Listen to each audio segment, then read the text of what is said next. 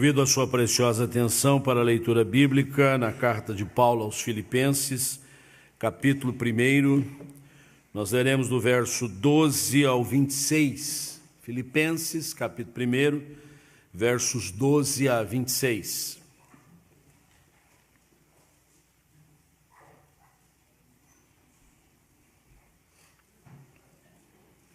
Quero ainda, irmãos, cientificar-vos de que as coisas que me aconteceram têm antes contribuído para o progresso do Evangelho. De maneira que as minhas cadeias em Cristo se tornaram conhecidas de toda a guarda pretoriana e de todos os demais. E a maioria dos irmãos, estimulados no Senhor por minhas algemas, ousam falar com mais desassombro a palavra de Deus. Alguns efetivamente proclamam a Cristo por inveja e porfia, outros, porém, o fazem de boa vontade.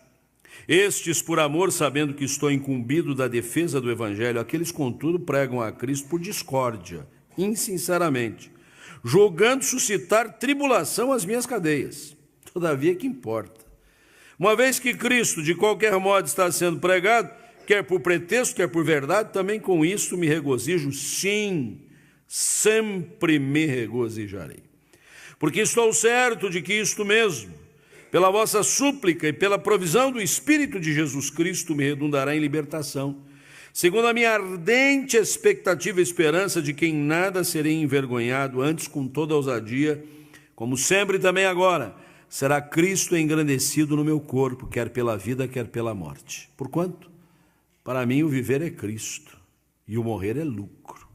Entretanto, se o viver na carne traz fruto para o meu trabalho, já não sei o que hei de escolher. Ora, de um e outro lado estou constrangido, tendo o desejo de partir e estar com Cristo, o que é incomparavelmente melhor. Mas por vossa causa é mais necessário permanecer na carne.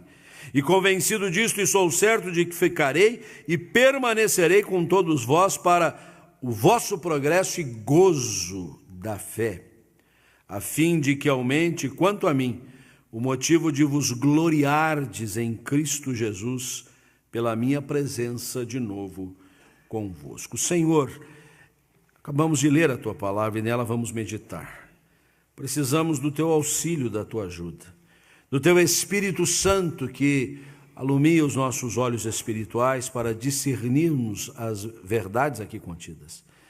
Instrui o Teu povo nesta hora.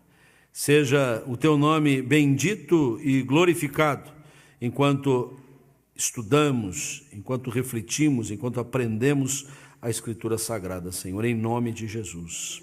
Amém. Verso 26 diz: quanto a mim, a fim de que aumente quanto a mim o motivo de vos gloriardes ou vos alegrardes em Cristo Jesus. O verso 25, no seu final, diz que o desejo de Paulo era estar com eles para o progresso e o gozo, a alegria da fé. E no versículo de número 18, o apóstolo Paulo diz assim: com isto me regozijo, sim, sempre me regozijarei, ou me alegrarei, ou manifestarei alegria. A carta que Paulo escreveu aos Filipenses é conhecida como a carta da alegria. Esta pequena epístola dirigida à cidade, à região que ficava a cidade de Filipos, a primeira localidade a ser evangelizada no continente europeu, ganhou esta marca, ganhou esse diferencial. Inúmeras vezes Paulo menciona a ideia de alegria, inclusive no ministério de oração. Versículo 4 diz assim: fazendo sempre com alegria súplicas por todos vós. E lá no capítulo 4, que o apóstolo Paulo vai dizer: alegrai-vos sempre no Senhor. Outra vez digo, alegrai-vos. Então, o tom da epístola, o tom da mensagem apostólica, o tom da palavra de Deus para o seu povo sempre é de alegria, mesmo que o contexto em redor seja de dor, seja de aflição, seja de pesar, seja de tristeza. A alegria do Senhor é a nossa força. Escrevemos a respeito disso na nossa mensagem pastoral desta semana, que está no boletim que você porta aí consigo. E esse mês nós adotamos como subtema, dentro do que nos propomos a este ano, enfatizar a palavra da alegria, porque estamos em festa, estamos em celebração, celebrando 130 anos da nossa igreja, marca que já alcançamos há 2 domingos passados e que ainda vamos reverberando esta expectativa e este espírito de celebração que é sempre com alegria. E esta frase, quando meditava nesses dias recentes, tocou muito meu coração. Porque Paulo não fala apenas de alegrar-se, de regozijar-se. Ele usa um advérbio de modo para aplicar o seu testemunho a uma realidade plena de vida. Ele diz: sempre me regozijarei. Sempre me regozijarei. Por isso, trago à nossa reflexão esse tema, uma alegria perene, uma alegria permanente, uma alegria constante, uma alegria que nos acompanha do amanhecer ao anoitecer e durante a madrugada também. Uma alegria que está conosco quando tudo vai bem e quando nem tudo vai bem, ou até quando tudo vai mal. É uma alegria perene. Observemos bem. O apóstolo Paulo escreve esta epístola numa realidade muito peculiar. Ele se achava preso, encarcerado, agrilhoado. Ele estava detido. Ele não dispunha desta condição de ir e vir livremente. Ele estava estacionado numa masmorra.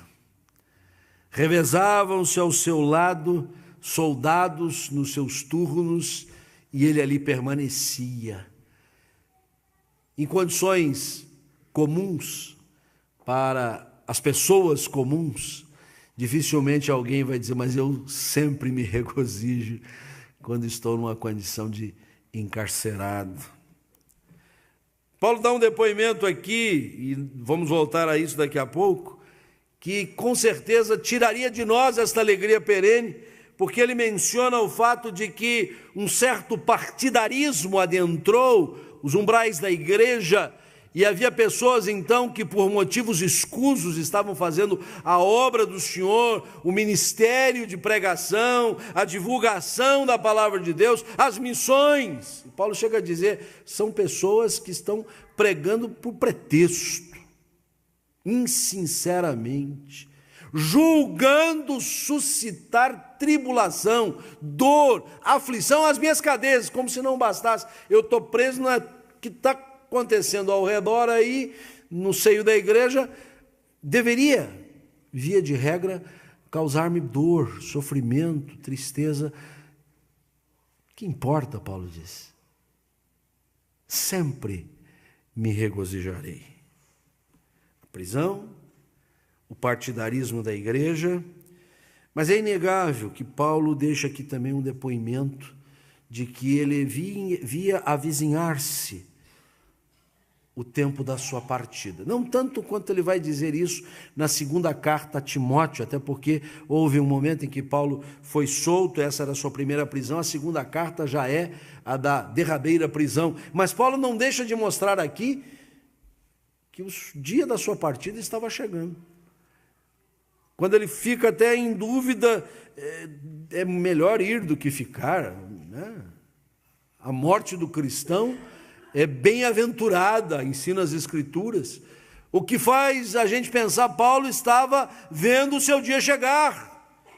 E via de regra isso para as pessoas comuns é motivo de apreensão, de ficar assim preocupado, e os que estão ao redor mais ainda, mesmo que seja uma pessoa já muito idosa, aliás, principalmente os bastante idosos. E todas estas realidades não demoveram o apóstolo Paulo disto que ele diz aí: sempre me regozijarei. Eu estou sedimentado sobre uma alegria perene, uma alegria permanente. Onde reside a nossa alegria? Onde é que ela se estabelece? A partir de onde nós podemos cultivar a nossa existência, os nossos dias, as nossas deliberações, o nosso convívio, de tal sorte que esta alegria perene seja mostrada, testemunhada pela nossa vida. Quais são os motivos para tamanho regozijo diante do contexto em redor? Que efeitos um testemunho desta natureza, de uma alegria permanente de cada um dos crentes, que efeitos isso vai ter na vida da igreja como um todo, na vida de toda a comunidade dos fiéis, da comunhão dos remidos no Senhor? Para responder essas indagações, nós queremos pontuar algumas lições que me parecem muito importantes para nós termos fundamentos, para nós termos embasamento, para vivermos realmente esta alegria perene. E a primeira coisa que nós vamos aprender é que a nossa alegria está fundada no Senhor, não nas circunstâncias, não nas situações as mais variadas que nós passamos. Algumas delas, eu reitero, tremendas, maravilhosas, outras nem tanto, e algumas delas bastante trágicas. Mas como a nossa alegria está fundada no Senhor, estas circunstâncias não vão prevalecer. Então me acompanhe bem didaticamente o depoimento, o testemunho do apóstolo Paulo. Primeiro de tudo, ele vai nos lembrar que Cristo é a nossa vida. Versículo 21 deve ser um lema para nós, deve ser um dístico para estar estampado no nosso peito, deve ser um refrão que vai nos acompanhando vida fora. Para mim o viver é Cristo. Você pode repetir comigo? Para mim o viver é Cristo. De novo, para mim o viver é Cristo. Para muita gente o viver não é Cristo, infelizmente. Para muitas pessoas o viver é o poder desfrutar de prazeres terreais, carnais, ou ficar sem ter o que fazer, né? E amanhã é segunda-feira. Para muita gente o viver é acompanhar o que a mídia em geral nos apresenta como o suprassumo da vida. Mas nós temos aprendido nas Escrituras Sagradas que Cristo é a nossa vida. A carta vizinha aos Colossenses, no capítulo 3, o mesmo apóstolo vai dizer o seguinte: fomos ressuscitados com Cristo, buscamos as coisas lá do alto onde Cristo vive. E versículo 4, quando Cristo, que é a nossa vida, se manifestar. Nossa alegria está fundada no Senhor, porque Ele é a nossa vida. E isto posto, abre-se um espaço para reconhecermos que o que nós estamos buscando no nosso cotidiano não é o engrandecimento pessoal, não são as conquistas particulares, não são os êxitos que a convenção comum dos homens propõe para nós. O que nós estamos buscando é o engrandecimento de Cristo, que é a nossa vida. Por isso o versículo 20 nos diz assim, Paulo dizendo a sua expectativa ardente, esperança, que não será envergonhado por nada, antes com toda a ousadia, como sempre, também agora, será Cristo engrandecido no meu corpo, quer pela vida, quer pela morte. O corpo é o veículo que o Senhor nos deu para nós podermos transitar para cima e para baixo, para nos distinguirmos uns dos outros. Corpo este que mesmo depois de morto, aguarda a ressurreição do corpo, como o credo nos faz sempre recitar, e é doutrina bíblica. Mas o que a gente faz sob os auspícios desse veículo? Em geral, as pessoas buscam engrandecimento pessoal. Se elas não estiverem no lugar mais alto do pódio, se elas não forem aplaudidas, se as suas qualidades não forem exaltadas, a vida não tem sentido para aquele cuja vida é Cristo. O objetivo, o propósito é o engrandecimento de Cristo. Nossa alegria não está fundada nas circunstâncias, mas no Senhor.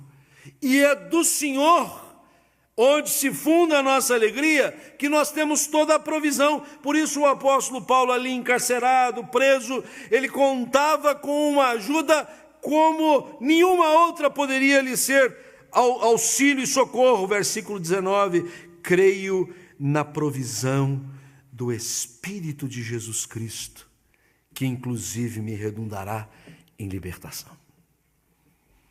O Espírito de Jesus Cristo. A promessa do derramamento do Espírito. Aquela feita pelo profeta Joel, ainda no Antigo Testamento, ratificada por Jesus quase no momento derradeiro do seu ministério terreal, registrada por João no capítulo 14 e capítulos seguintes, e ela veio, a promessa se cumpriu. O livro de Atos, no capítulo 2, descortina para nós que o Espírito foi derramado sobre toda a carne. E quando recebemos a Cristo como nosso único e suficiente Salvador, somos selados, lacrados, assegurados pelo Espírito Santo que habita o nosso coração, e esta é a marca distintiva do crente. Estamos em Cristo, estamos selados com o Espírito Santo da promessa. Ora, Ele é a garantia da nossa alegria. E podem as circunstâncias em redor serem as piores possíveis. Aqui cada qual vai pensar na sua, porque você não está como o apóstolo Paulo, preso. Você talvez não esteja vivenciando o partidarismo da igreja. Você não está vendo avizinhar-se o dia da sua partida, mas você tem as suas lutas, você tem as suas dificuldades, limitações de ordem material, na condição física, questões de convívio que não estão bem acertadas. O Espírito de Jesus Cristo, Ele vai prover todas as coisas. Nossa alegria está fundada no Senhor. E isso tudo se enfeixa numa declaração paulina que deve ser também a nossa, manifestando a nossa absoluta convicção e certeza da salvação. Versículo 23, de um e de outro lado estou constrangido, tendo o desejo de partir e estar com Cristo, o que é incomparavelmente melhor. Nós não temos medo da morte, porque sabemos que quando morrermos estaremos para sempre com o Senhor. Esta é a nossa certeza, esta é a nossa confiança. Aqueles que o Pai deu na mão do Filho, Ele jamais lançará fora. Não estamos convictos disso por um preceito dogmático, por um pressuposto teológico que abraçamos com tanto amor e carinho, mas porque a palavra de Deus assim nos ensina. Estamos certos da nossa salvação. Por isso a alegria é perene. Tristezas virão, angústias não vão nos abandonar, situações adversas estarão ali na frente para encontrarem-se conosco, mas nós vamos dizer como o apóstolo Paulo, sim, sempre me regozijarei, porque a nossa alegria está fundada no Senhor. Em segundo lugar, nossa alegria amplia a visão missionária, alarga a nossa perspectiva do trabalho cristão, nos dá uma percepção muito ajustada daquilo que nós precisamos fazer pelo reino de Deus. É nítido nesse texto o depoimento do apóstolo sobre o progresso da obra. Ele começa dizendo isso: quero ainda, irmãos, cientificar-vos que as coisas que me aconteceram, que coisas? Ter sido preso, ter sido julgado de maneira injusta, absolutamente fora dos padrões normais do direito romano ao qual ele estava atrelado, talvez só Jesus Cristo foi mais injustiçado do que o apóstolo Paulo nos seus processos. Mas ele diz: eu quero dizer para vocês que as coisas que me aconteceram têm contribuído para o progresso do Evangelho. Quando nós estamos focados na alegria perene, nós ampliamos a visão missionária e não ficamos desfocados, não somos desalinhados do nosso foco. Ela não nos tira o foco. Quando nós estamos suscetíveis de circunstâncias, com que facilidade nós nos desviamos do nosso foco? Paulo não. O homem que ia e vinha, que tomava naus, que andava a pé, que plantava igreja aqui, que discipulava ali, agora está encerrado. A igreja toda começou a pensar: pronto, acabou a igreja, o grande missionário dos gentios não pode mais andar, não podemos mais avançar. Paulo diz: eu quero que vocês saibam que estas coisas que me têm acontecido não tiraram o meu foco. A igreja continua avançando, mesmo preso o apóstolo, o evangelho avançava. Quando ele dá o depoimento acerca do partidarismo, de alguma coisa que com certeza aborrecia ele, mas não lhe tirava a alegria, ele está aqui dizendo o seguinte: apesar do partidarismo, Cristo está sendo pregado. Era melhor que fosse sem ele. Ninguém faça apologia de partidarismos, de divisões, de cismas.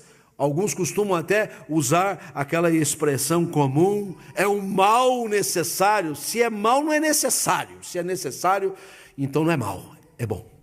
Então essas duas coisas não combinam. Mas, apesar disso, por causa da alegria perene, a visão missionária continuou ampliada.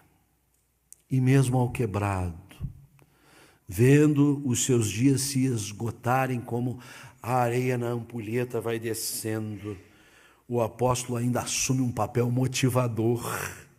E ele vai lá nos versos 24 a 26 dizer: eu estava na dúvida, mas como eu sei que eu permanecer, eu continuar vivo, eu não desistir desse tempo terreal, traz fruto para o meu trabalho, para que vocês progridam na fé, então eu estou disposto a continuar. Não perder o foco. Quantos de nós, muitas vezes, por questõezinhas mínimas, não ficamos muito satisfeitos com alguma coisa que foi colocada ali, que foi dito não sei aonde, uma deliberação que talvez poderia ser melhor sopesada no seio da igreja, já ficamos desfocados, já não contribuímos mais para a obra de missões, já não damos mais o nosso comparecimento à casa do Senhor, já não estamos mais interessados em ter compromisso e começamos a desdizer tudo o que dissemos anteriormente acerca da obra do Senhor, de sermos parte da igreja, começamos a desfiar um rosário de críticas, desfocamos, porque saímos da visão da alegria perene. Mas Paulo diz: sempre, sempre me regozijarei. E esta alegria amplia, alarga a visão missionária. Primeira lição: nossa alegria está fundada no Senhor. Segunda lição: nossa alegria amplia a visão missionária, não nos tira do foco. Terceira e última lição: nossa alegria contagia a toda a igreja, não nos deixa acomodados. Versículo 14. Paulo diz: olha, o progresso do evangelho é notório, porque muita gente, inclusive, não vou ter tempo aqui de explanar melhor isso, está conhecendo de Cristo por intermédio do próprio apóstolo, evangelizando os soldados. Mas diz assim: a maioria dos irmãos, estimulados no Senhor por minhas algemas. Imaginou? Um dos nossos pastores, 3 dos nossos pastores vão presos aqui. O reverendo Wesley, o reverendo Ivan, o reverendo Davi. Só fica o Juarez de fora, que o Juarez não faz nada errado. E vocês ficam mais estimulados para pregar o evangelho porque os 3 foram presos? Se eu for preso, então, aí vocês não vão parar de pregar o evangelho mesmo, né? Paulo está dizendo: os irmãos estão estimulados a pregar o evangelho, mesmo eu estando preso aqui, impedido de ir e vir, de plantar novas igrejas, de discipular novas pessoas, mas eles, talvez até com vergonha de estarem livres, não estarem fazendo tanto, estão estimulados. Eu quero aqui enfatizar o verbo estimulados. Isso contagia a igreja. Porque quando você está assim, para baixo, reclamando, se queixando, você contamina a igreja. Você inocula um vírus danoso na igreja. Você insere uma bactéria destruidora no coração da comunidade. Mas quando você é o estímulo, apesar das lutas, das dificuldades, você contagia, no melhor dos sentidos, a comunidade. O povo estava até orando mais. Versículo 19. E estou certo de que isto mesmo, pela vossa súplica, ele associa a provisão do Espírito de Jesus Cristo com a súplica. O movimento de intercessão se tornou mais forte ainda. É contagiante. Vamos orar mais. Vamos vir na vigília sexta-feira. Vamos estar nos eventos da semana, os regulares e os especiais de oração. Porque a alegria perene, ela tem esta faculdade, contagiar a toda a igreja, e na certeza de que tempos de renovação hão de vir no nosso meio.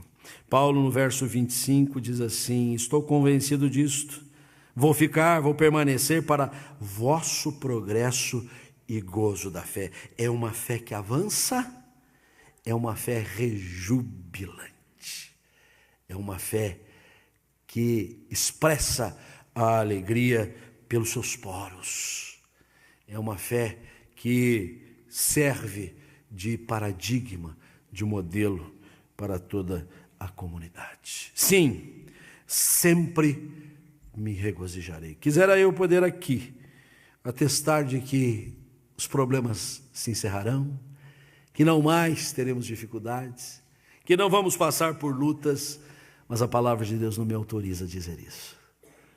E não é o engodo que me move.